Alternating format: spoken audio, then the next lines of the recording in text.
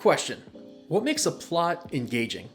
Is it character, pacing, or is it just the events themselves? Answer. It's complicated. In a way, the answer is all of them and none of them. While all of these elements are necessary for an interesting plot, what makes a plot truly engaging is how they connect.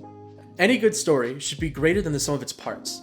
Basically, how elements mix is more important than what the elements actually are. God, I see movies. You see movies that you're just watching, it's like, this happened, and then this happens, and then this happens. That's when you're in a movie just going, what the am I watching this movie for? Just like, this happened, and then this happened, and this happened. That's not a movie, you know, that's not a story. A plot about a man who goes to a bowling alley, goes to a mansion, then goes back to the bowling alley would put you to sleep.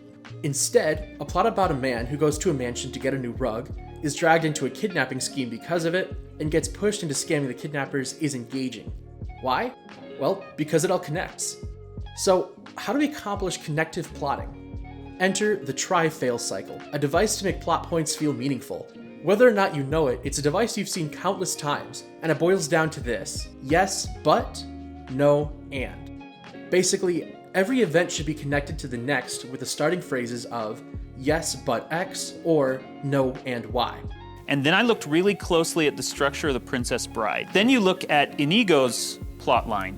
One of arguably the most emotionally satisfying climaxes of any movie is when he finally gets his revenge. He goes through 9 full try-fail cycles before he gets to that point.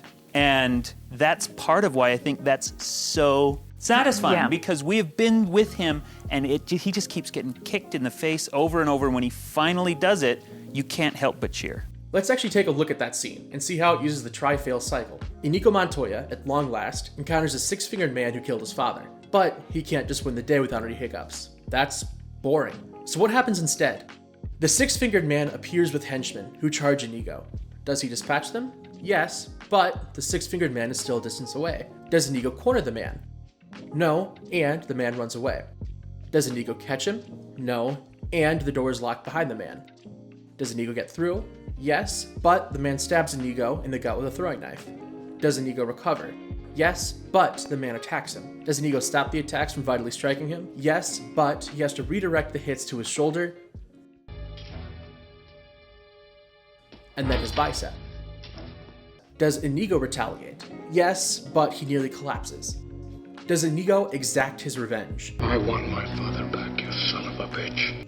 Yes, and Inigo escapes. In this scene alone, Inigo fails 9 times before he finally wins the day. Moving the plot forward is a constant struggle of yes, but, and no, and, ramping up the tension and making it feel like Inigo Montoya truly earned his victory, where the scene finally ends with a yes, and.